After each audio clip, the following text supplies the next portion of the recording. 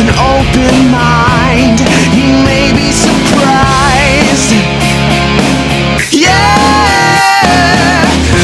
gotta get away from this illusion for the sake of the world. This delusion, it's gotta go.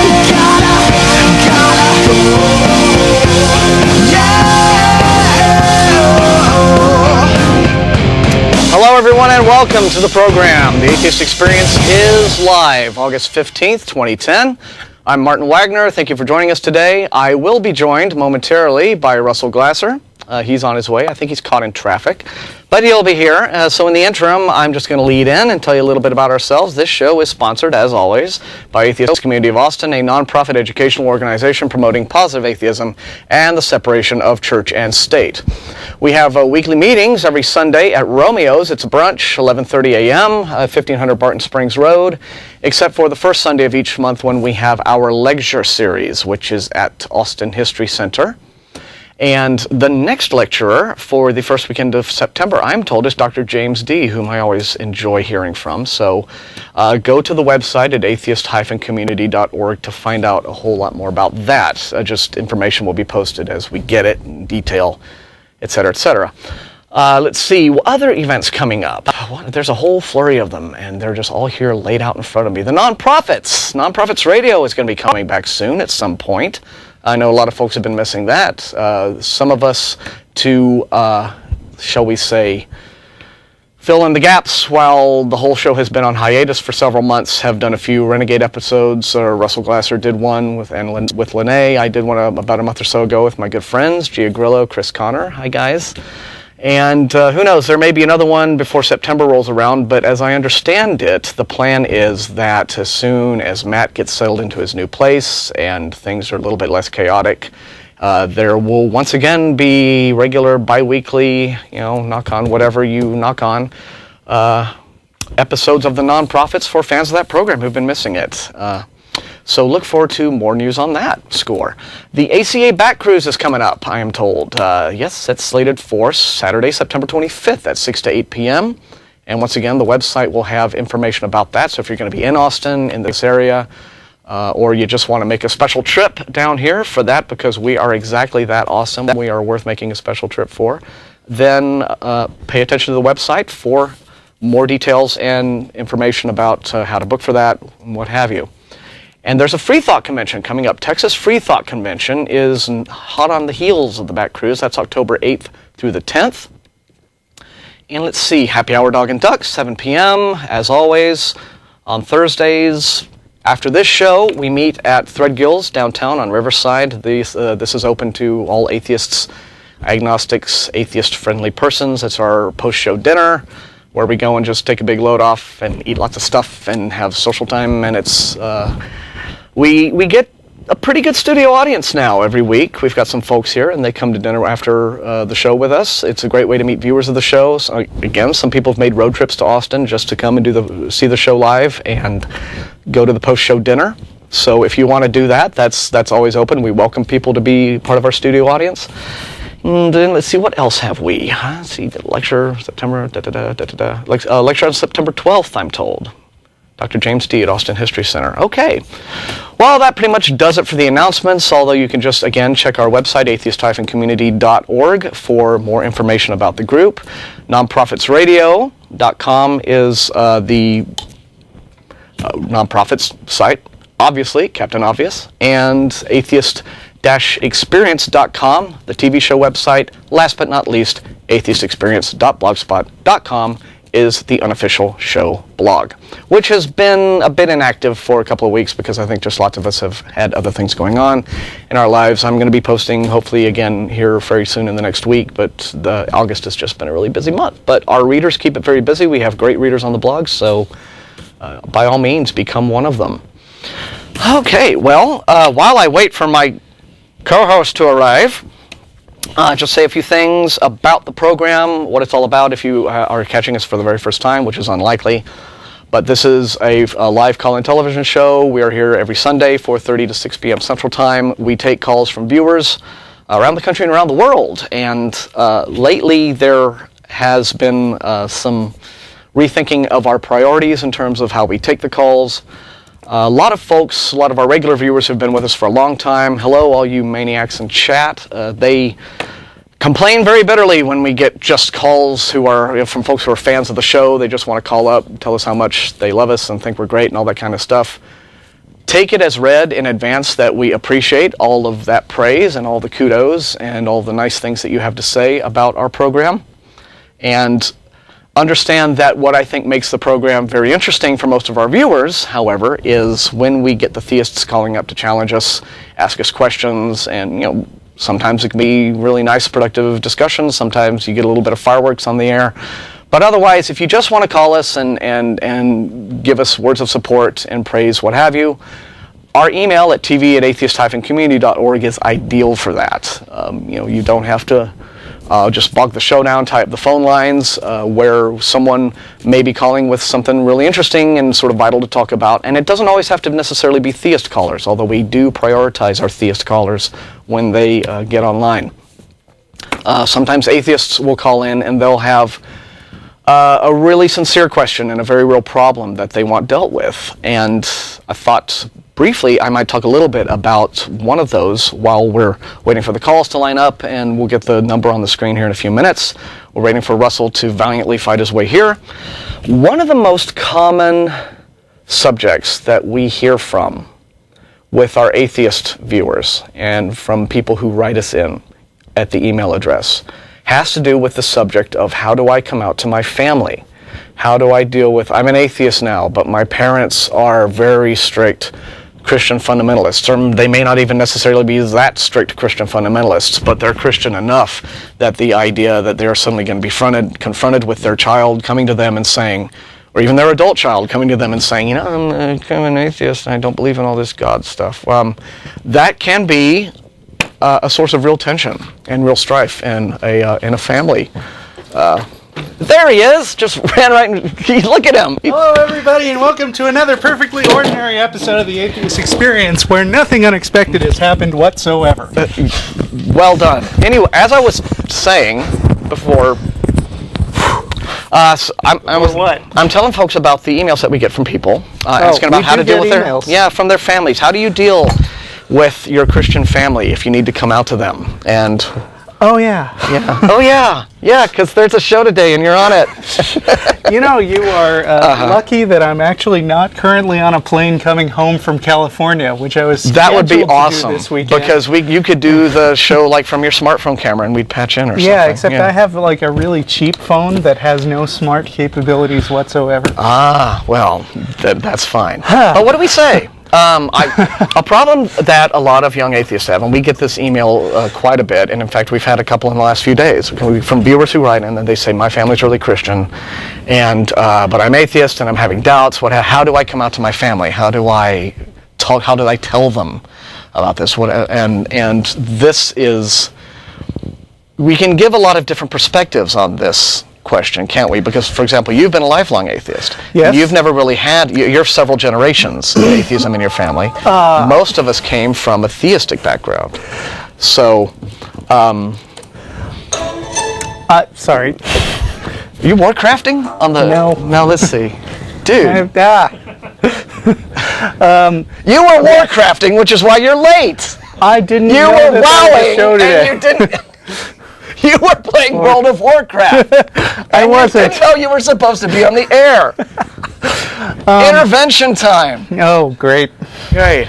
Actually, it's funny World you of frickin' Warcraft. bring up kids coming out to their parents. Yeah, change the subject. No, we're getting back. Subject we're getting back on. to the yes. But when the subject becomes to ridiculing Russell for playing WoW instead of being on the show, that becomes the most important subject ever. No, we're kidding. No, seriously. I don't have to take this kind of abuse. Okay. Okay, just kidding.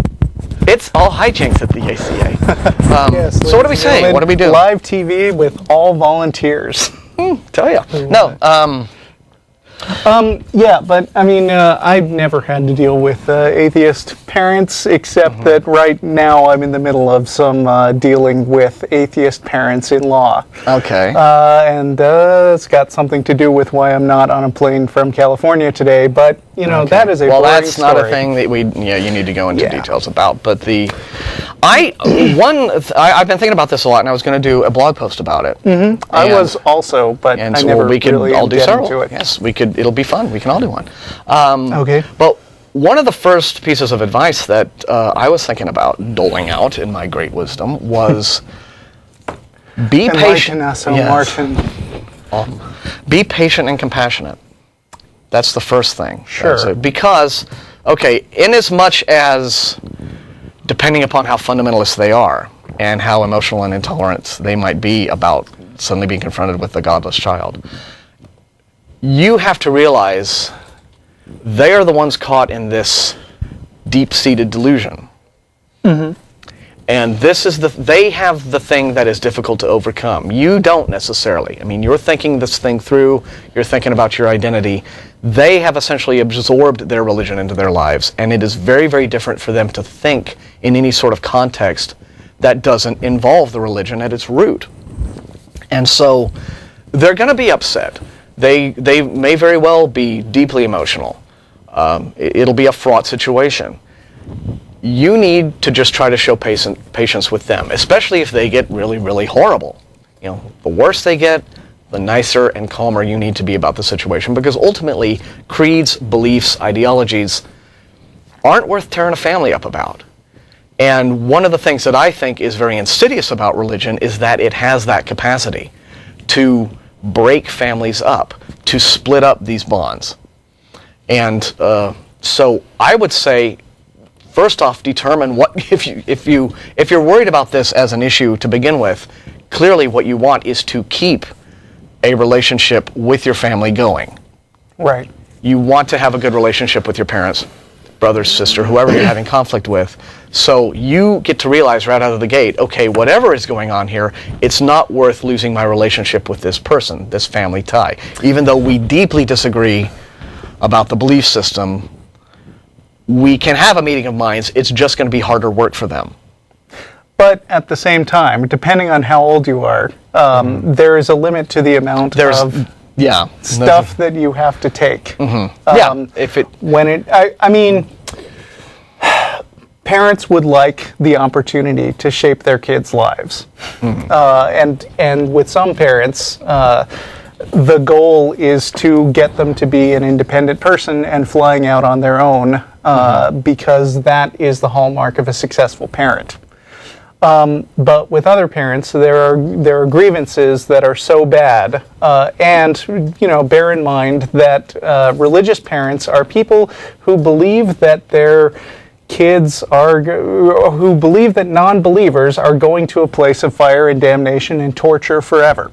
And while it's unfortunate that they would believe that sort of thing, you should recognize that it is psychologically difficult to square that. And there's a lot of cognitive dissonance going on because they don't want their kid to go to hell, right? And yet they have to believe, based on the doctrine, that the kid is not only going to this place of fire and torment forever, but they somehow deserve it. And on some level, it's admirable that somebody who has this irrational belief would want to spare their kid, and it's difficult to square that idea with the idea that their kid ought to be spared, and I mean with the idea that their kid deserves this punishment, and without this magical voodoo belief, won't get the free ticket, which they never really think about. But according to Christianity, it's the victory of mercy over justice, since justice would be going to that bad place. Yeah. That is one reason why the sort of silent agreement that I have reached with my own parents is that religion has become this thing that we just don't really discuss. It's casually mentioned, occasionally it comes up, but my mother especially has swallowed lock, stock, and barrel everything, every aspect of it, hell, heaven, and punishment, etc., etc. And it is a source of great emotional anguish to her, the thought that her little boy is going to go to hell, right? And that, in me, is just one more thing that I can check on my list of reasons to resent and hate the hell out of Christianity. Because it has introduced this unnecessary emotional anguish into her life. She is fearing and becoming distraught over something that she doesn't need to fear. Yeah, now, never having been a Christian myself, I do not... I've never had that emotional state where I imagine somebody that I love spending an eternity in this bad place. But, I mean, you know, using my powers of empathy, I can imagine that that if I genuinely believed that my son would suffer this horrible fate, then I would be suffering from some crippling fear, because that's a horrible thing to imagine. I even, you know, get kind of heartsick at movies where bad stuff happens to pretend kids. It makes me sad, and it makes me imagine myself in that situation, and I can't imagine what parents must be going through dealing with that nonsense. Yeah, because it's essentially the cruelest form of emotional blackmail you can commit against someone. You know, telling them, look, all your loved ones, and they're going to burn forever, and et cetera, et cetera. So I wish that there was a piece of one-size-fits-all advice that we could give to, you know, our viewers, our atheist viewers who are young and just about to, you know, figuring out how to come out and how to deal with mom and dad and brother and sister and what have you. It's really not as simple as that. It's, at the best I could say, it's a situation where you are just going to have to feel everything out, read the individual situation that you're in, read the responses that you're getting, and decide for yourself whether or not it is a subject that should even be pursued. I mean, that is also another option. Whether or not you even decide to talk about religion with your folks, if it is this thing that causes a big upset. Yeah, and it really does depend on the level of your parents' commitment to these beliefs and the age you are. Because, you know, if you're out of the house and living on your own, then it's going to be unpleasant. Just ask Matt and Jeff. They're going to call you a lot. They're going to be concerned for your eternal soul. They're going to go through the same kind of arguments that we get on this show, and not very well, because they're not practiced at it. They're not practiced at it, and they're in this emotionally fraught state, too. Yeah. So. On the other hand, if you're, say, 15, and you're in high school, they still have legal power over you, and they can, you know, they can drag you to church, depending on drag you to hell. What kind of parents they are. And they can, you know, they can do all sorts of things to make your life a living hell. So, most of the emails that we get seem to be, the ones that ask this particular question, seem to be from, like, college kids. Right. Which, for the most part. We don't hear from too many 40-year-olds. You know, it's in a halfway point, because I assume most of the parents are paying for their college. So there's that huge chunk of money and their life future that they could withhold from them if they chose. And then also... well, no, I've never heard that particular concern voiced in one of these emails, but although that, I guess, would be a concern. Right, but well, I mean, you know, being a disowned person, I mean, being disowned by your parents is different when you're 20 than when you're 30. Well, sure, but I think mainly the concern is just they're not wanting some just major family rift over this. The young atheist is wanting their parents to be simply understanding of their lack of belief, and essentially realizing that, hi, it's still me here. I'm no different a person, a human being.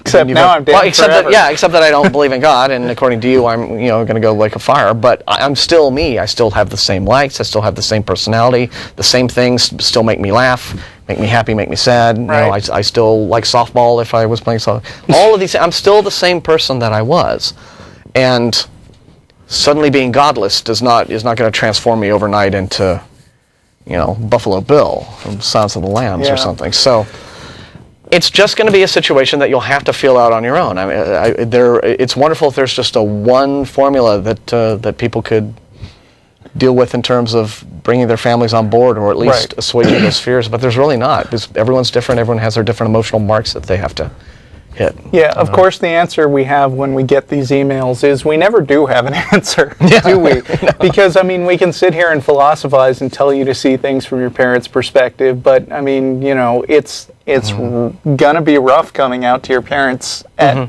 any age, and it's gonna be rougher at some ages, and I don't know, when anybody figures out what the optimal way to come out to their parents and keep things smooth and friendly is, let us know. Yeah.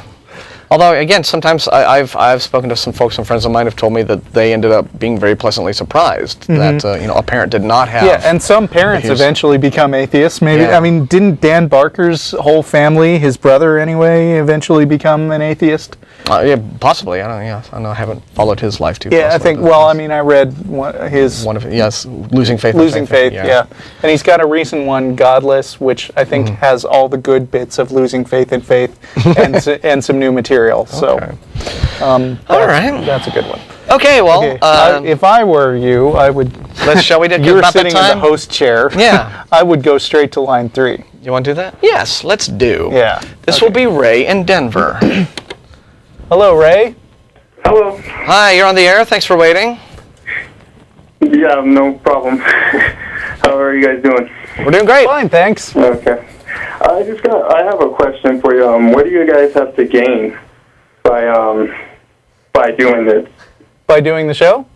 Yeah, I mean by trying to get people to question their faith. What are you trying to prove? Well, it's fun and interesting. It gets a lot of publicity on YouTube, and a lot of people like knowing that there's a community of folks out there who think the same way as them, since a lot of atheists tend to be kind of isolated in mostly religious communities. So, yeah, fun, community, and being a mini celebrity.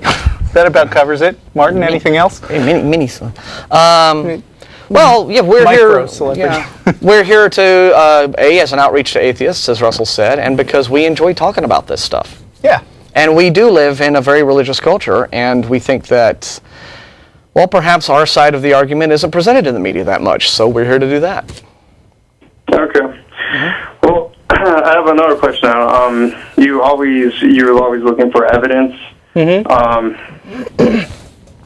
Well, there's the prophecies in the Bible. They like some of them have come true. I mean, how do you refute that? Name one. Yeah. Okay, one is the creation of Israel. Did that prophecy not come true? That Israel is reborn as a nation, or did that prophecy not come true? I mean, there are a lot of issues with different prophecies. One of them is that some of them tend to be self-fulfilling. In other words, if there are a lot of people who sincerely believe that a prophecy is true, and enough of them with enough ability to make that happen, think that will and should happen, then they can make it come true. I can't remember who says it, but if I order a steak off the menu at a restaurant and the waiter brings me a steak, was that a prophecy?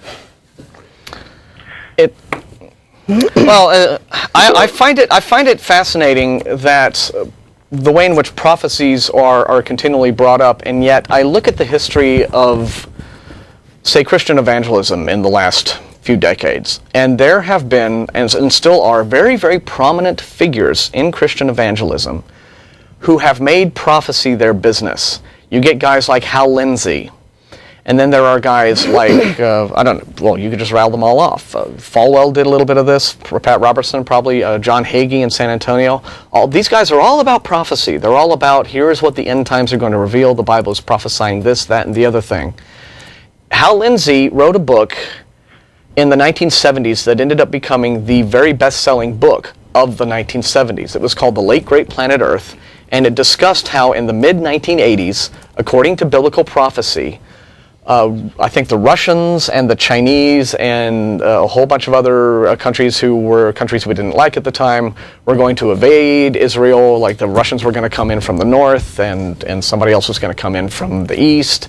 And this was going to usher in Armageddon, and Revelation will be fulfilled. Jesus was going to come, etc., etc., etc. And people swallowed this all up, and he laid out all of his scripture, said this is what this prophecy means, and of course it all did not come to pass. Just didn't happen the way he said it was going to come to pass. So my problem here with prophecy, and amazingly enough, no one came out and said, hey, Hal Lindsey, you're a big fraud. We all bought your book in its millions, and none of this stuff actually happened. No, what happened was, Hal Lindsey just sort of kept quiet. More years passed, and he went on to write more books, now prophesying new things and referencing the Bible. So my basic problem with people who claim prophecy as some sort of evidence for the accuracy of Scripture is, how do you actually test this? Okay? You can perhaps say, point to a particular historical event, and then go back and read some scriptures and say, well, the scripture said this was going to happen, so it happened. But if you are now someone who says, this shows prophecies in the Bible actually come true, then there must be a way to test it.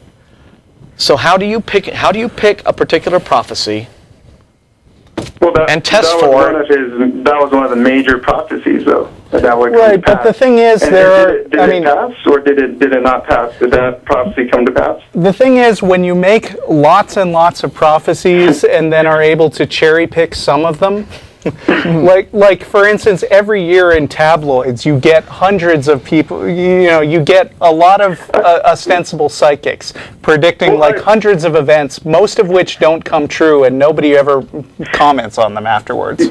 Yeah, but okay, you're giving me people's names and televangelists, but I mean, as the word of the Bible. But these are people who are using the Bible to claim that this, that, or the other prophecy are going to come true. And what I'm saying is, and there will be false prophets. It does say that there will be false prophets. Yeah, and which is a convenient get out of jail free card when a guy gets it wrong. You can just say, oh well, he obviously, he was a true prophet when everybody was buying millions of copies of his book. But then, oh well, it didn't come true, so we'll just sweep it under the rug. We'll call him a false prophet, and we'll forget that we elevated him to evangelist superstar status, and we'll just hit the reset button. But what I'm saying is, how do you know? Okay, a book from ancient times says such and such a thing will come true. And of course, the other thing about the prophecies is that they wind up being so vague that you can stick them anywhere. For instance, while we were talking, I just pulled up the specific passage in the Bible that supposedly predicts the birth of Israel, which happened in 1960, 48, 48, right? 48, yeah. And it says. This is from the book of Ezekiel. Then lie on your left side and put the sin of the house of Israel upon yourself. You are to bear their sin for the number of days you lie on your side. I have assigned you the same number of days as the years of their sin. So for 390 days you will bear the sin of the house of Israel. After you have finished this, lie down again, this time on your right side, and bear the sin of the house of Judah. I have assigned you 40 days, a day for each year. So what this basically points out is that if a literal reading of this passage would indicate that Israel came back about 430 years after it was wiped out, and it was about 1,000 years after that. But if you extend your time window long enough and you have enough people trying to make the prophecy come true, then you can accept pretty much anything. No, there's other prophecies. There's the Valley of the Dry Bones. Aside from that, there's also a prophecy that says that if you're a Christian, you'll be persecuted. And they will hate you on account of me. Yeah. Were not the Christians persecuted during the Roman times? Right, and I predict that the sun will rise tomorrow and there will be earthquakes in the next decade. Yeah. Christians were persecuted, and lots of other people were persecuted too. The Gauls, right? I mean, just about anybody who was an enemy of the Roman Empire, they were treated pretty roughly. That's because that's how Rome did business. They were an empire. Yeah, and this isn't exactly a prophecy. Christianity actually religion when Rome throughout the world. There's over 1 point. It's the biggest religion in the world. Because it became politicized. It would become the most powerful religion in the world. A lot of other religions also predicted they would become the biggest one in the world. We're just here with the one that got lucky. What? Was it Christianity that became the biggest religion? Well, one of them had to, right? Yeah, I mean, there couldn't not be a biggest religion in the world. When Constantine embraced Christianity and then the church became politicized, it was pretty much inevitable that the church would grow and essentially go to control most of Western civilization for over 1,000 years.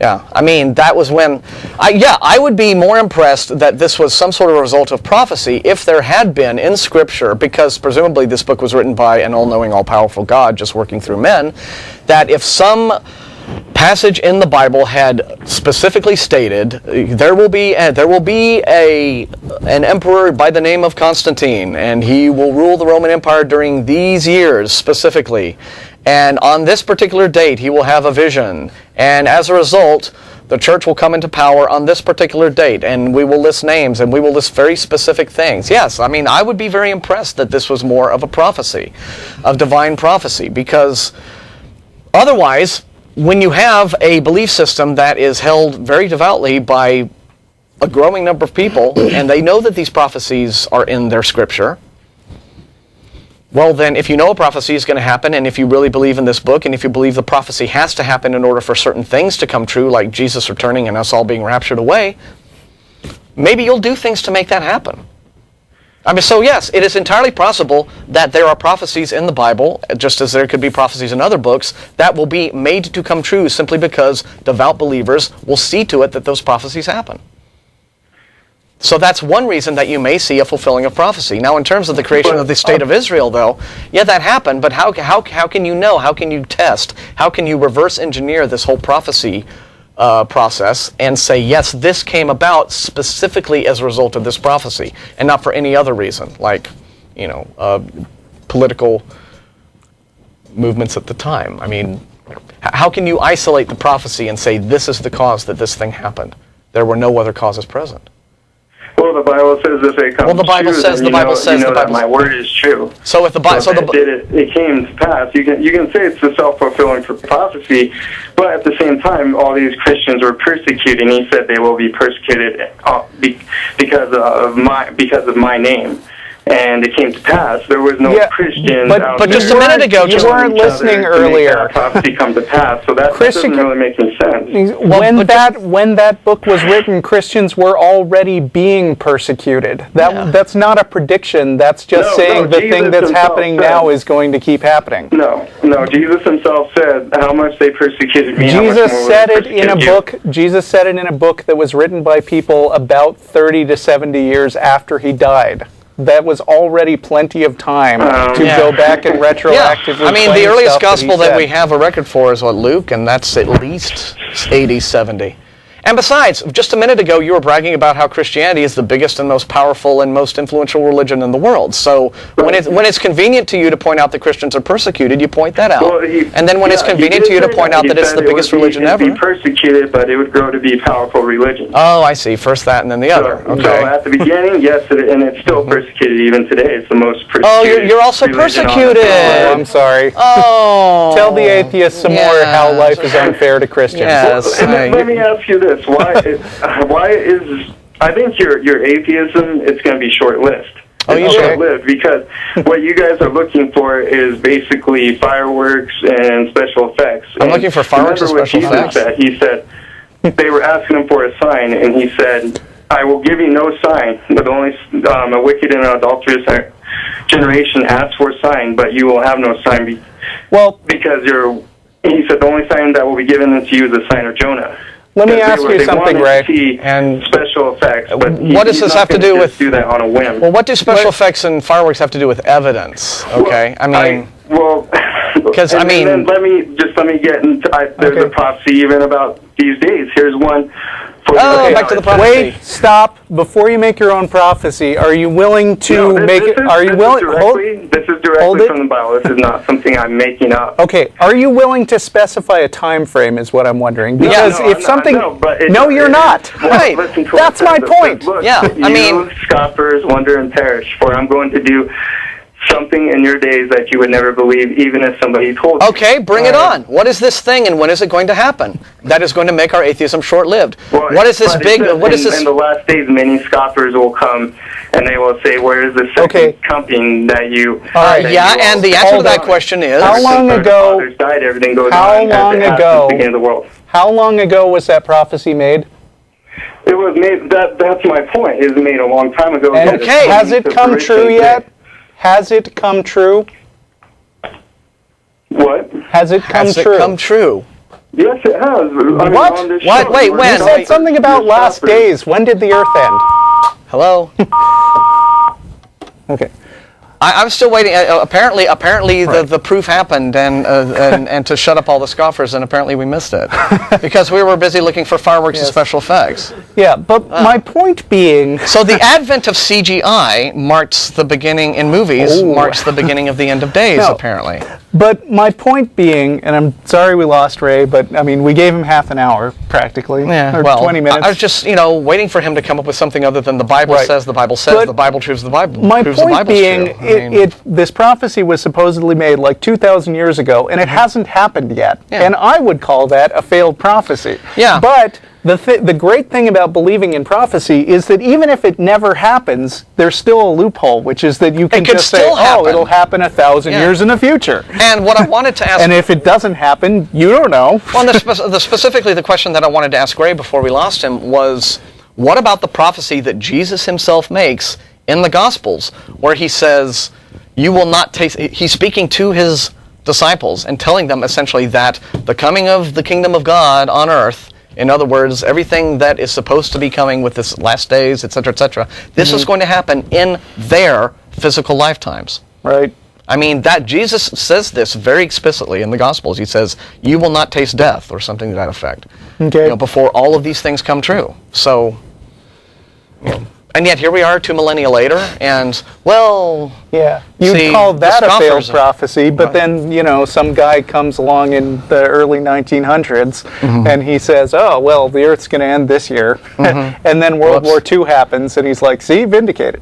And then, Jeff used to do this thing called the Rapture List. Rapture Report, Rapture yes. Report. That was... Where, he would gather up predictions of when the Earth was going to end, and he would note the time when they were supposed to happen. And as those dates sailed past, he would say, Wave nope, at the Earth rearview didn't mirror end at then. the date. Yeah.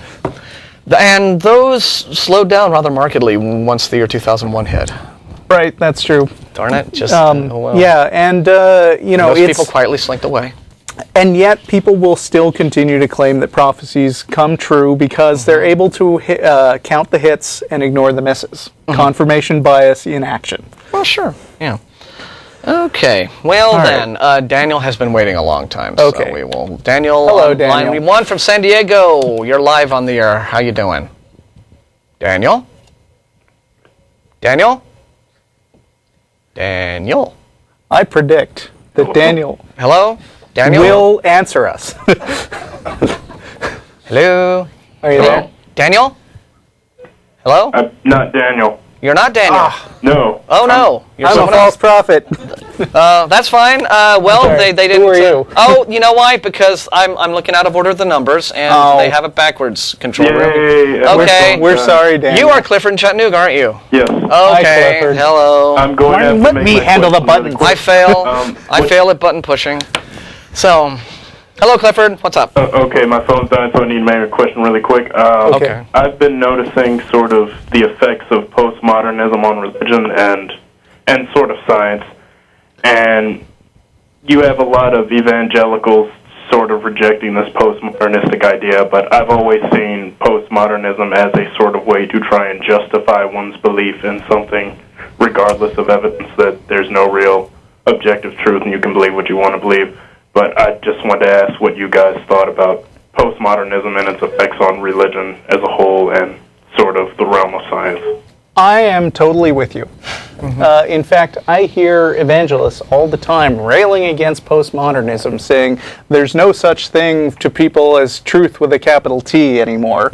And that's actually a theme of Chuck Colson's book, The Faith, which I read a few years ago at his PR guy's request.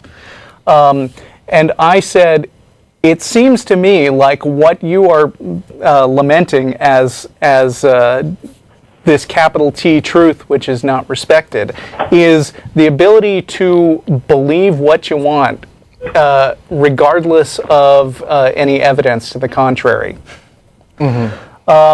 I'm actually sort of as put off by some forms of postmodernism as Chuck Colson is, but I don't think that religious types are honest about what postmodernism what their faith is when it comes to, scientific inquiry requires that you actually look at the evidence and then come to a conclusion based on the evidence, not that you come to a conclusion first and then shoehorn every bit of evidence and contradiction. Apologetics. Mm-hmm. Yeah. Stupid apologetics. But Stupid people. My view on it has always been that you have objective truths and then you have subjective opinions, and someone's subjective opinions on things is based on their own experience. Yeah. Mm-hmm. And the thing about science is that it starts with an open acknowledgement that no matter how good we think we know stuff, our subjective opinions could always be wrong, but that doesn't mean that there's not an objective thing out there that we're investigating and learning about. Yeah. I see a lot of POMO thinking going on among people who are not, shall we say... How erudite. I'm just so hip in my lingo.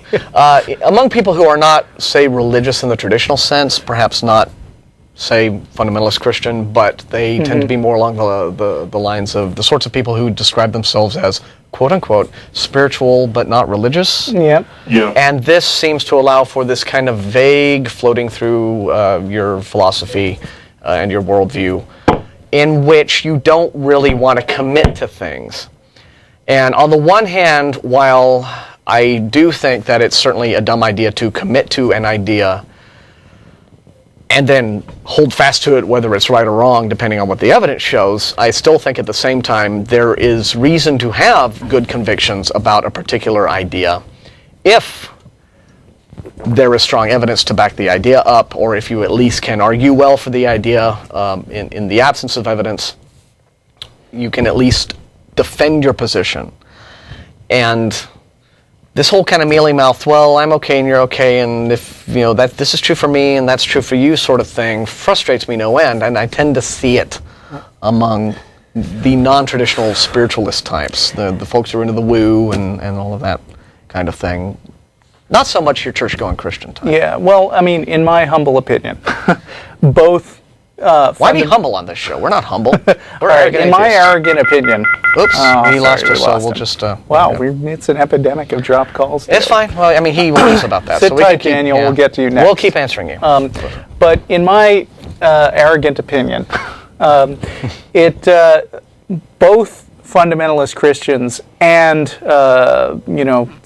spiritual but not religious Christians believe nonsense. But they justify the nonsense in two different ways. And that doesn't, and I want to emphasize every time I say something like this, that doesn't mean I think they're stupid. There are a lot of reasons why people believe in nonsense. I know very smart people who believe in nonsense. But anyway, they justify the nonsense in different ways. Your ultra super fundamentalist, like Fred Phelps, for example, will maintain his worldview by aggressively clinging to his beliefs and ignoring or shutting out, in extreme cases, like Fred Phelps and cults, any dissenting opinion, and just hiding his head in the sand. Or, as what Fred Phelps actually does, I don't think he doesn't ignore or dismiss dissenting opinions. No, he embraces the dissent as a validation of his own worldview. Right, Christians will be persecuted. It was prophesied. That whole sort of thing, right? And if they hate you, remember they hated me first, kind of thing. Right. And so the more angrily and the bigger the crowds are who respond in defiance of his stupid little pathetic protests. I think the most recent one was at Comic-Con in San Diego, where that was awesome. 4 pathetic little people from Westboro turned up to flash their bigoted signs, and they had an entire block on the other side of comic book geeks responding to them, which was awesome. With their own signs. Yeah, with their wonderfully funny signs. But of course, the Phelpsians and the Westboro types are just going to look at that and go, see there, that validates everything we do. They're not making fun of me because I'm full of crap. Yes. They're making fun of me because Jesus said we would be persecuted. Yes. And they can't help themselves. That's so... but yeah, there's that kind, and then there's the other kind who encounter reasonable opposition and just sort of back off from any testable claims and wind up with this sort of squishy, vague, well, you can't prove it's not true, kind of hypothetical, out there belief. Yeah, I just think the wisest thing to do is be open to the possibility that you are wrong about potentially everything that you think you believe. Which I do. But at the same time, be prepared to defend the opinions and the beliefs you do have. And yet if the evidence comes along and shows you, oh, nope, see, you're wrong, you have to just man up and say, yes, I was wrong there. Yeah, and if you argue with somebody and you win, then you have another data point showing you might be right. And if you argue with somebody and you lose, you've learned something. Yeah. And that's a very difficult thing that's a bit of kind of intellectual humility that a lot of people have a difficult time hanging on to, including some atheists. I had some arguments on Facebook recently with one atheist in particular who had this completely ridiculous idea, and I just went down the idea and demonstrated how ridiculous it was. And I bet he appreciated that and thanked you for it, right? No, she did not, actually. Okay. To her credit, she didn't block my comments and block me, but it was still, this difficulty in trying to get a point across. And then later on, this person was saying, oh, well, I'm always the first person to admit when I was wrong, when throughout the entire conversation she hadn't been doing that. So that kind of self-flattering dishonesty wasn't. So people do that. Atheists are not immune. Just be aware. And we are now with Daniel on line 2. Monologued long enough. Daniel, sorry about Shut that. the hell up, Wagner. Daniel, hello. Hi, can you hear me? Yes, we can hear you. We can hear you. Okay, cool. Sorry, that was confusing before. Yeah, we're sorry. Blame him. I feel. I just wanted to ask you guys a question. What do you think about people who say that if you don't believe in God, your life has no purpose or meaning or the reason, or if this existence isn't intelligently designed, then it's an accident or a mistake? If I were you, I would read Bertrand Russell's The Conquest of Happiness. I think, the problem is that if you don't believe in God, then you don't have this ready-made package of stuff that you're supposed to be doing. You don't have somebody to tell you, this is your purpose in life and this is how you should live, even if those rules are dumb. I'm the one that decides what I do in life and what my purpose is. That's you what decide what you do in life, not some divine being. I mean, I can't see why theists think they have to have a God to give them purpose and meaning. Right. And I think the best answer to that is to just laugh at them, and go on living your life and enjoying the things that life has to offer, and working to better yourself and have fun and pass on a legacy to your kids. So or you can just show who cares them what they think. Or you can just show them outright that isn't true. I mean, someone says, "Well, your life is just meaningless." You can just point to your life, and presumably, if it isn't meaningless, and say, "But look, it is not so. Right. I have a career that I love. I have a family that I love." And if you're feeling feisty, you could ask, what is the purpose to life if all it is about is pleasing this tyrannical, crazy guy in the sky who has apparently mapped out everything for you and has a divine plan that no one can change? Yeah. Well, I think this goes back to something that we've talked many, many times about on the show, which is that one of the things religion does, and particularly Christianity does, is that it is all about, George Smith in his book, Atheism, A Case Against God, says that Christianity has a vested interest in human misery. And what he means by that, of course, is that what Christianity does is, what religion does to hook people in so deeply, is it wants to deconstruct your self-esteem in order to rebuild it in such a way that the religion is now at the center of it. So you become dependent upon your beliefs for your happiness, for your sense of purpose, etc. And so the people who then go on to say, but without all this stuff, gosh, life must just be mean. These are simply people who have bought into that whole thing. They have come to believe and accept that, yes, their lives are in fact meaningless and bereft of any point whatsoever if it weren't for God, if it weren't for Christianity, if it weren't for the church, if it weren't for this. So again, I think that's a very insidious thing that religion does, but that's how they hook you. That's why it's so hard to break free from that hook. Yep. I know a lot of people's belief in God gives them a feeling of self-importance. It helps them therapeutically. So when they come across someone that doesn't believe it, that's kind of why they think they have no purpose or meaning. You guys have other callers waiting, so I have one more quick question. Do you think it's ever possible within the next 100 years or so for an atheist to be elected to some public office? Not necessarily the presidency, but right now, atheists have no chance. I mean, if you don't accept the claim that some God exists, you're not fit for public office. And do you think that'll ever change?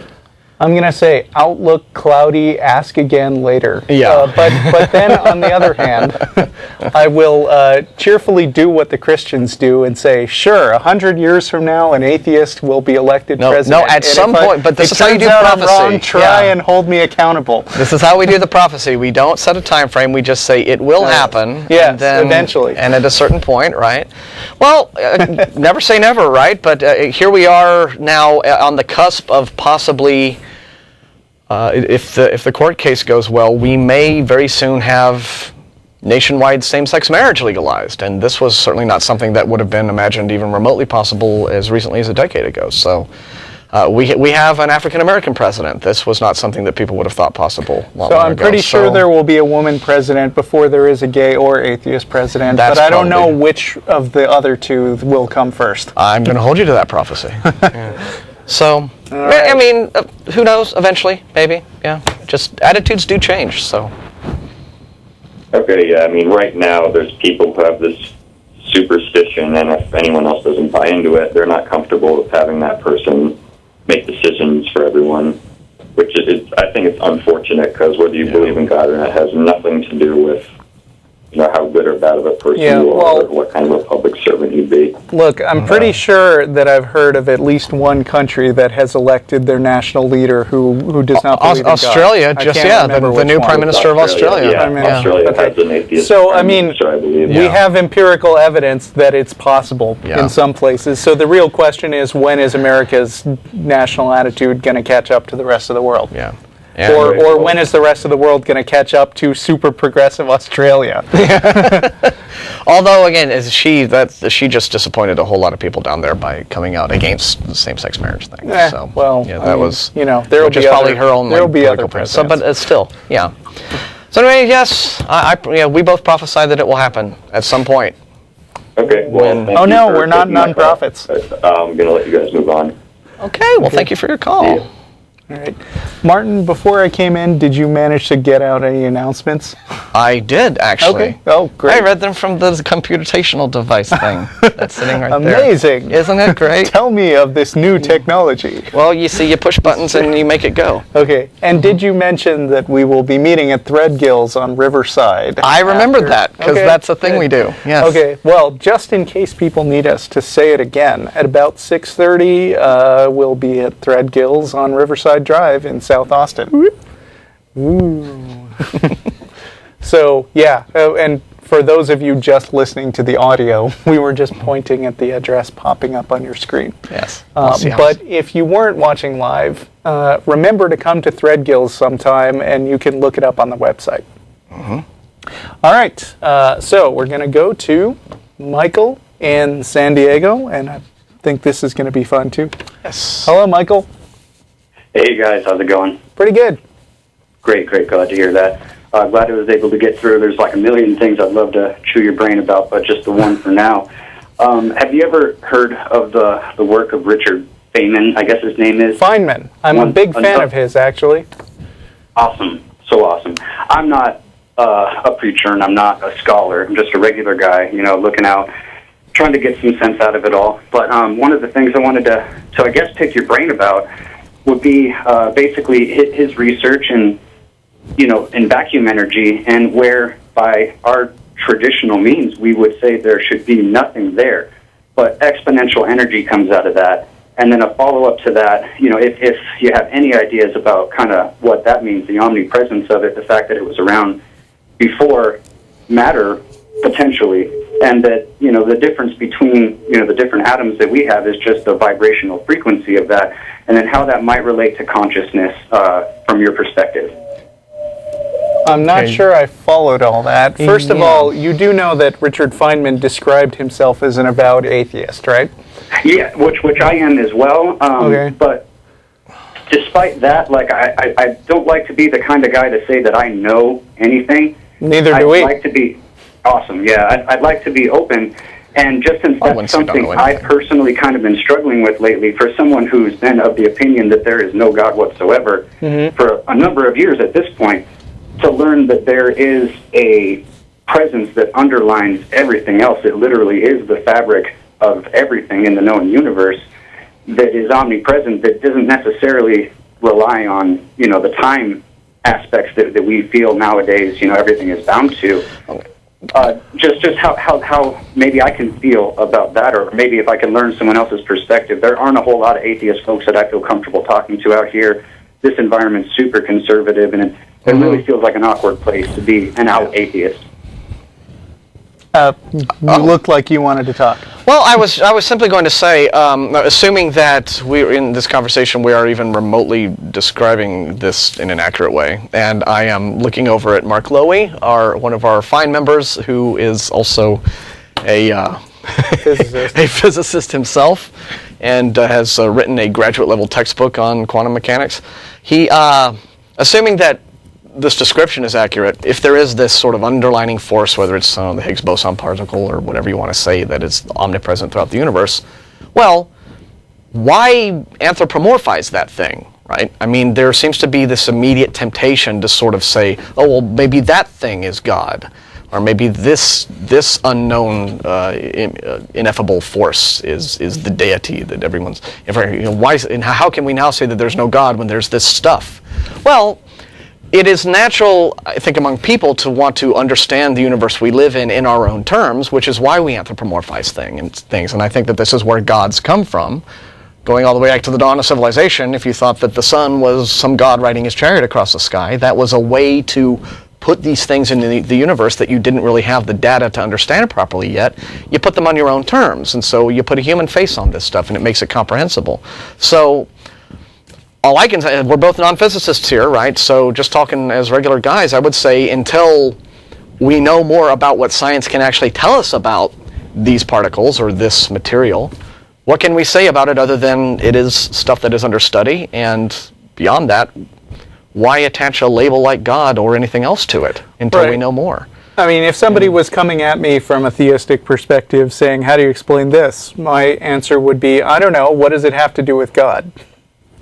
I mean, when they call something a god, they're intentionally applying a word which has a whole bunch of extra connotations to it that people understand and assume they know what they're talking about. And I think the question is in, sort of nailing down what they think of as a god. I mean, does it have a consciousness itself? How do you know? What does it do? What is it capable of doing? How do you know any of that stuff? Did it write the Bible? Because it sounds to me like people are eager to throw around difficult scientific concepts that we haven't fully come to grips with. And any scientist will tell you there are lots of those. I mean, there are lots of things about the universe that we don't entirely understand yet, but there's nothing so far that's actually justified applying that label God to it. Because what does that even mean? But certainly guys like Deepak Chopra have found a way to make a whole lot of money by just, they point to all these gaps in science and quantum stuff that he knows nobody understands, and so he just this becomes his marketing pitch now. Right. I'll just call all this quantum stuff God. Yeah, if it wasn't quantum mechanics, he'd latch on to whatever other frontiers of science have yet to be explored fully. Right.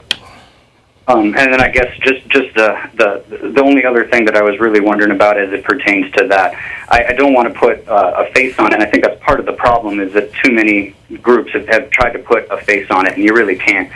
But in the spirit of, spirits, I guess, and when people pray, it doesn't matter if you're a Jew or a Muslim or a Christian or a Mormon, people have kind of seemed to suggest that at least intention does have an impact on matter. Even down to like those random event generators, they have people pull, and 80% of the time, if they want it to come up zero, it comes up zero. that the experiments don't actually bear that out. Oh, okay. I mean, the trouble with the internet, if people tell you, if people tell you that this is backed by solid scientific evidence, you should actually look for it and see if it was actually published in a mainstream venue and therefore exposed to criticism by real scientists. Because it's easy to devise an experiment which doesn't actually measure up to the scientific method. It's easy to to have a study done that's not double-blind, that basically the outcomes are influenced by the bias of the researcher. All kinds of things can go wrong, and fake science is something that fake scientists love. Yeah, just so one other thing that you should just always, especially in email debates, this is really easy. If you're emailing back and forth with some sort of Christian or some sort of New Age woo believer or what have you, and they cite some belief that they have and claim that it was backed up by this, that, or the other scientific study and research and what have you, just respond with a little Wikipedia thing, citation needed, and let it go at that, because it is up to them to provide that. So, at that point, right. I mean, it's my policy to always ask for specifics. Like, actually, the first caller, he said, well, how do you explain all of these prophecies? And my reaction was, well, I can't explain all of these prophecies. What is one? Yeah, and that's what we were trying to get through. The point we're trying to make with Ray was that, I mean, how do you know that a particular thing happened because a prophecy, because it was some sort of divine presaging or and nothing else? How do you know that it was anybody telling the future, and not just sort of bringing it about through desire? Right. Yeah. Exactly. I mean, and action, not. The universe grants you what you wish, which is also bullshit. But cool. Well, there's a lot of people waiting to talk to you. I really appreciate the time, and keep up the good work, fellas. Thanks for the call, Michael. Thank you very much. Take it easy. You take care. All right, so we have Chuck in Austin. Austin, local call. Hello, fight over the button. Hello? Yes, Chuck. Hello, how are you? We're great. Yeah, you were talking about the first caller there, Ray, and I remember him talking about how Christianity is the most popular religion today. Well, I guess Ray has forgotten about the Inquisition, where the Catholic Church went around Europe for about 850 years, banging on doors, and if you don't believe in God, they take you out and burn you at the stake. That's a pretty convincing kind of skews the numbers a little right bit. there. Yeah. But anyway, what I was, as far as the topic, coming out atheist, I was recently called to testify in a court. And the first thing that they do, whenever you're going to testify, they ask you, do you promise to tell the truth, the whole truth, nothing but the truth, so help you God? So is this a good time to say, well, I just happen to be an atheist? Well, it's maybe a good way to get off of jury duty, but... From what I understand, you're legally entitled to ask for a secular alternative that leaves that out, but the question is valid, which is, is when they call you up on the stand and you're caught by surprise the best time to bring it up? And I don't know, maybe I'm a big chicken. My guess would be not really. Yeah, I wouldn't necessarily do it in the court. I think we're feeding back. If you could turn down your audio, Chuck, on your end. I had jury duty about 10 years ago, and during the whole big, pull the jury pool thing together, where everybody comes in who's gotten a notice. I'm just going to put you on hold, Chuck, because you're feeding back badly. At that point, there was the "So Help Me God" oath, but that was when it was in Palmer, and they were just sifting through everybody who had gotten a jury duty notice that day. So there were something like 200 people in the room, and then they would assign you to a court and your date and etc. But actually in court, when I was on that jury, what we got without anybody having to ask for it was the secular oath. Was the "Do you solemnly affirm to tell the truth, etc., and no "So Help Me God" was included. And that was just what the judge offered. So it could just depend on the court you're in, et cetera, but for the most part, I do believe the practice is to have the so help me God oath. So maybe while you're in the courtroom at the time, it's not the time to bring it up, but it could be a thing later on to bring up to your congressman or something. So Chuck, well, yeah. Okay, come back. yeah, and also, am I still feeding back? No, you're better now. Okay, also, one thing that that Ray guy pointed out that the Jews have, they're in Israel now. Well, I want to remind him that before the Jews were in Israel, the Jews were in Germany. Mm-hmm. Well, yeah. Okay. And you're saying the Bible did not prophesy the Nazi Holocaust? No, I'm just saying that before the Jews took over Israel, they took over Germany. what? But they got kicked out of Germany. So why didn't the Bible? Let's go back to that other thing. Germany. Go back to that other thing. When did they take over Germany? Yeah, when did they take over Germany? Well, that was why that's why the Jews were so hated in Germany. Okay, I'm not going to deal with this. Excuse me? Whatever. Yeah, not quite sure where that came from. I mean, there was a European Jewish population, like there always had been. Hello. But in terms of taking over Germany, no, I think that the National Socialists did that in 1933. Yeah. And then before that, it was, the post. I mean, after the Weimar, there was I don't think that there was any. You think you can just read a history book on that one, pal? Okay. All right. That was strange. We jump to line 3. Let's do that. Alex in Austin. What? Well, Michael's. Okay. Well, we'll do. Alex. Hello. Hi. I meet after y'all do at the library. Okay. Matt wanted something from a book, and I got the address for it today. Okay. Yeah. And this is it. It's written by Harper and Row Publishers. Okay. Yeah. 10th East 53rd Street, New York, 10022. We don't need to know the citation. What exactly is the book? We don't. It's Gerald Mann's book, and he wants to read it. He wanted copies. He said, call me and try to get hold of him, not just give me the number or something else that I can. Okay, and so you found a book for Matt then? Yeah, that he wants. Okay, well, we'll let him know. Okay, Alex found your... And if y'all will give him the address, he can get it right and get the copy of the book. Okay, but don't give it out on the air, please. Yeah. Send me back to the operator or whoever y'all got on the switchboard, and I'll give it to him. Oh. Okay, I'll put you on hold. And we're here to serve. That was not the call I was expecting. No, because it said there's something else there. So in the interim, okay, Michael wants to actually talk on our subject that is presumably down there. So we have a different Michael in Nashville. Yes. Michael in Nashville, you're on. Hey, what's going on, guys? Good. I mean, nothing. It's just hijinks and tomfoolery. I actually had a little story to present on the topic that you guys had. I didn't want to take more than 5 minutes because you guys got other callers. Okay. Coming out experience, I'd actually been an atheist before this experience, but my grandmother is the one who adopted me when I was a newborn, and she raised me to be a Christian.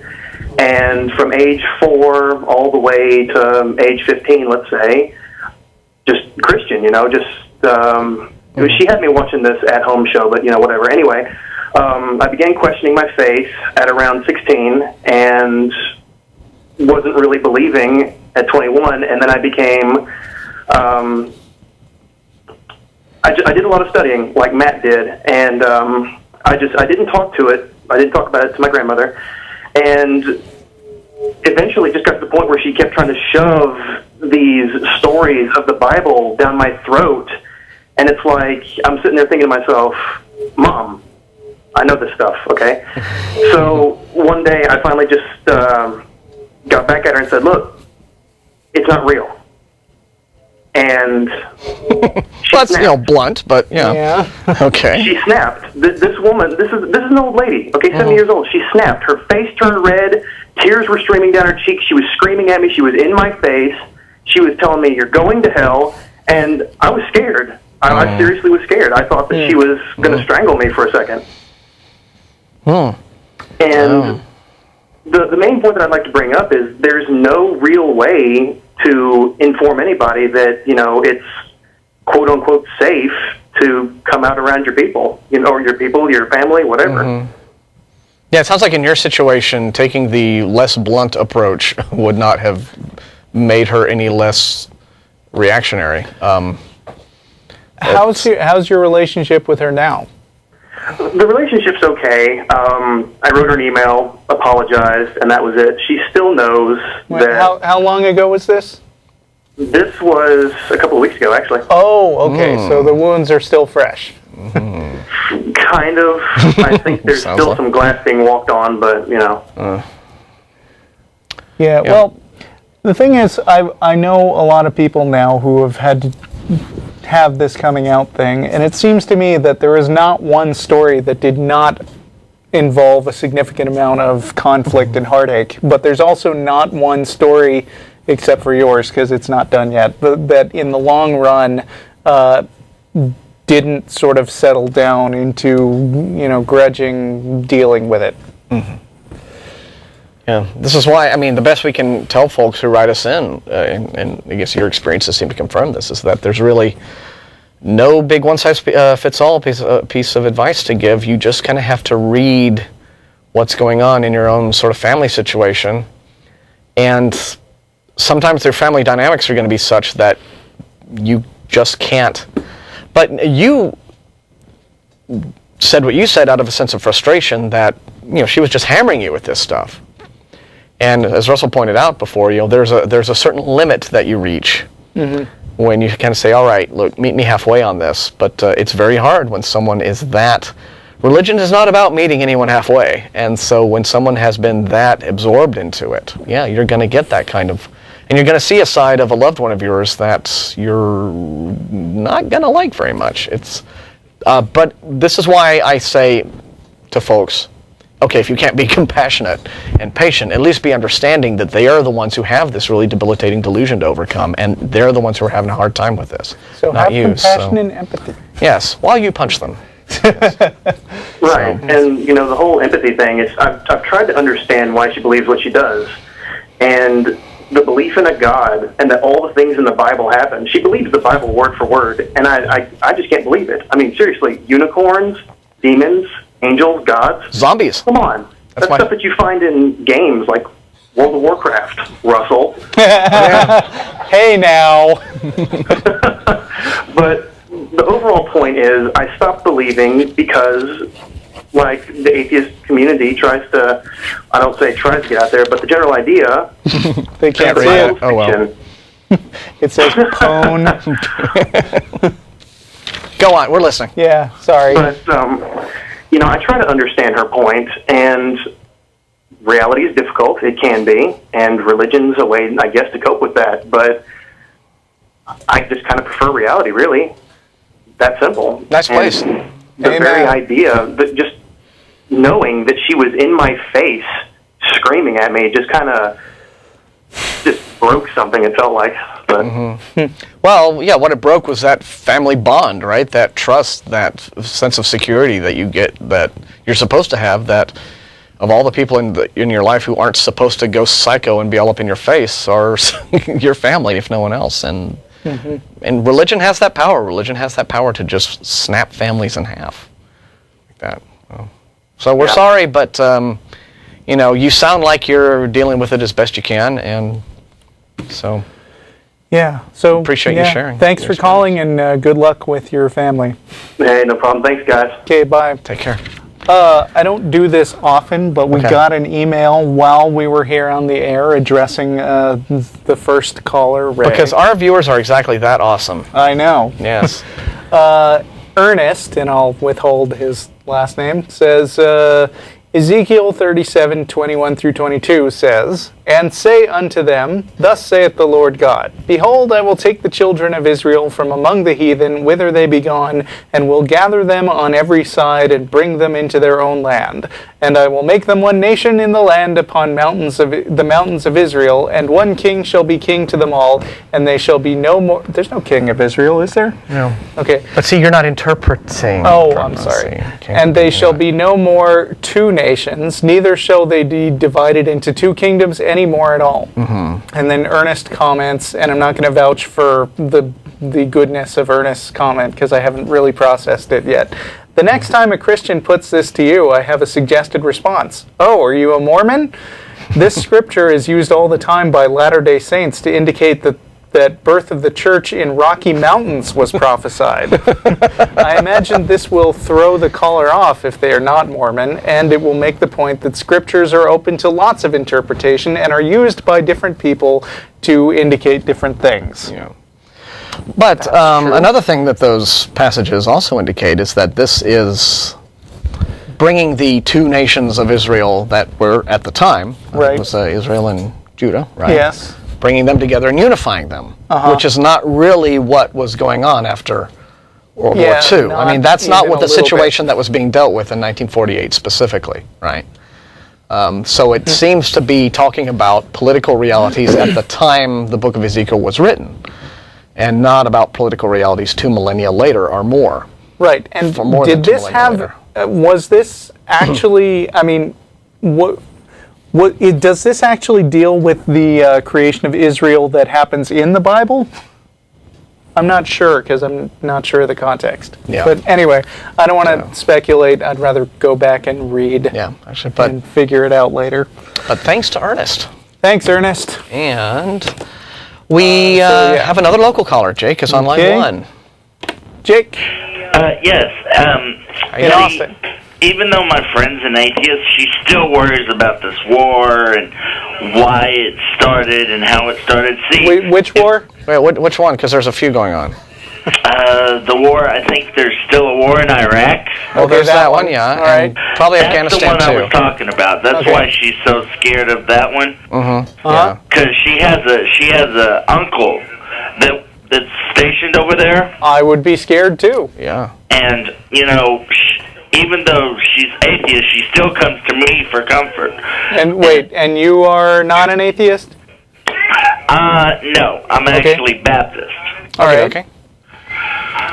But I assume you're a good friend also. Yeah, I'm a very good friend. Okay. Actually, well, cool. Well, good. I'm a friend of her family. Her mother treats me like I'm her own son. Oh, that's nice. That's sweet. And when I'm worried about stuff, I also go to my good friends, regardless of their beliefs. Yeah, that's what friends are for. And I tell her, you know, a war's a war. That's a very astute observation, yes. And also, I think that the president, before Obama, knew about the 9/11 incident and didn't do anything about it. Well, I think that one is up for some debate. But yeah. That's what started most of these wars.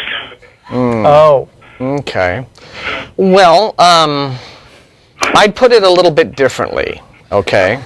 Okay. I would say that President Bush, whether he knew, and to an extent, I think that, okay, it is a known fact that, we're certainly not going to get into frickin' truthism here, but yes, there were memos circulating from intelligence that Al-Qaeda in the summer of 2001 was going to plan some attack, and reportedly the administration at the time, the Bush administration, didn't do a whole lot to stop that, or didn't take the warning seriously or what have you, so consequently we got hit.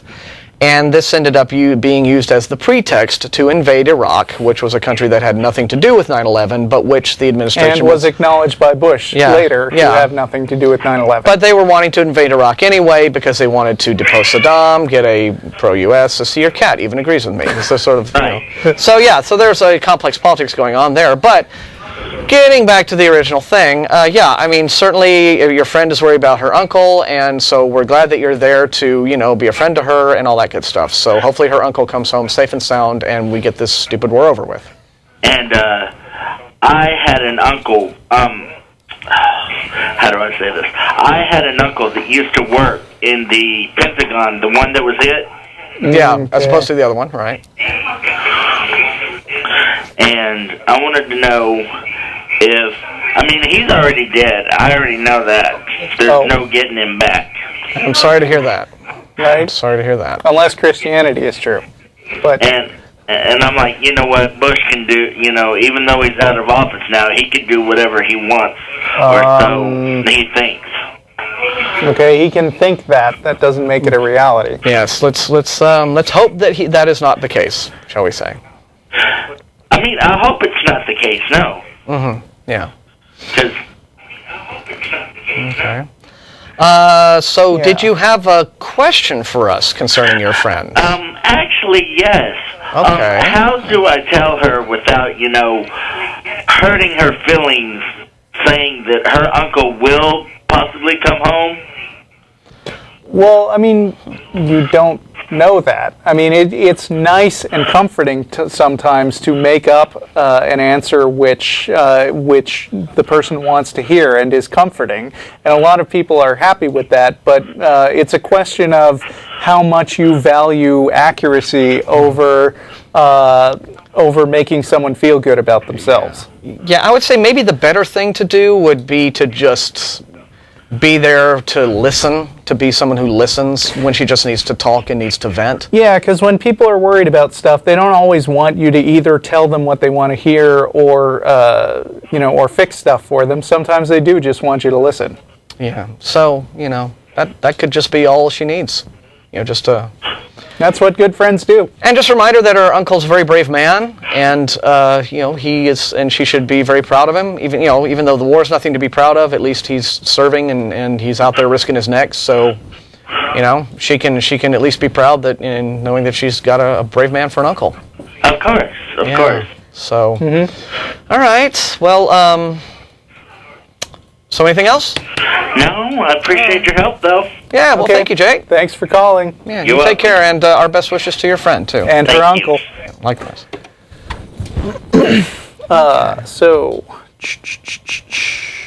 All right, just keep going down the line there. Why with not? Neil in Toledo. Neil? Hello? Yes. Hi, you're on. All right. I had two questions, and I guess you probably, won't have time for both. So, yeah, we'll just... my one question, you can decide which one you want. I have one question that's on topic, and one question. Well, the on topic one I think is probably kind of boring. The one that's not. Let's just hear them. Yeah. Okay. All right. Well, the on topic one has to do if you are an atheist couple. All right, and you want to get married, and you want to have the whole celebration. You want to swear your love and commitment to each other in front of all of your family and friends. Sure. But you're an atheist. You're an atheist couple, so you're not going to go to a church to do it. So how does an atheist couple have a wedding ceremony? My sister had a very nice outdoor ceremony with, she had a rabbi, so I guess that's not a good answer. Yeah. But, I mean, there are lots of people who are ordained. You can have justices of the peace. You can even get a mail order ordination, and I have seen more than one wedding by just wacky friends who were licensed to perform marriages. So, there's a lot of options. I don't know, Google atheist weddings for ideas. I got married on a riverboat. Oh, went up and down, yes. It sounds very nice. Yes, so it was a fun time. That's just about the only fun time in my marriage. But, there's all sorts of non-church options for getting married. I've heard of crazy nerds who have ceremonies in World of Warcraft. Yes, well, they should be severely beaten. But we're talking about normal, sane people who don't play World of Warcraft when they're supposed to be doing other things like hosting a TV show. Get married in nice situations where there's all kinds of options. So just your imagination's the limit in terms of getting married. Okay. So go scuba diving or something, get married underwater. Yeah, I mean, you don't even need a ceremony. So anything that you stick on to some person saying you're now married is just totally up to you. Yes. You could all dress as mice, or just whatever you want to do. Just no limits to how you marry. So. Okay, get out the last question, and then we'll move on to the last caller. Having after too much fun with that one. Okay. The other question is, how would you be able to explain naturalistically how a Buddhist monk is able to burn himself to death in protest? Would this not be evidence that the consciousness can leave the body? Well, your question is written on screen is, how do they not feel pain? I bet they feel a lot of pain. I bet they do, yeah. I bet they feel a great deal of pain. They may have drunken themselves into a stupor before doing the whole setting themselves on fire thing. I don't know. I just would say that while that may be a legitimate, if rather extreme form of protest, I think it's quite simply nuts and, not something we'd condone. Because I suspect setting yourself on fire, there's pain involved. Yeah, and, there's plenty of ways people could actually not feel pain, like if they had no nervous system or something. Yeah. But, certainly nothing that requires a supernatural explanation. Yeah. Anyway, thanks for calling. Thank you. Hope we answered. And, okay, Simon in Grand Rapids. No. Did we lose him? Okay. Oh, wait, no, that's fine. I'm still here. Okay. We got like a minute, Simon. Sorry. No, we got a couple minutes. I'll try to make it quick. A few episodes ago, you had Darrel Ray on regarding talking about his God virus book. Yes, I remember that show. Yeah. And I went to a CFI lecture when he was in Michigan, and I could see his point, but I also saw a lot of problems with it as far as his explanatory power. Yeah, me too. Yeah. He was a nice guy when he was on. He gave credible defense of his position when he was on the show. I've since read some of his book. I haven't read the whole thing. Yeah, my question to him on the program still stands, which is, why is it more helpful to think of ideas like religion as memes rather than just you have ideas that catch on, you have ideas that don't catch on. Right. Some there is. Let the caller talk. So.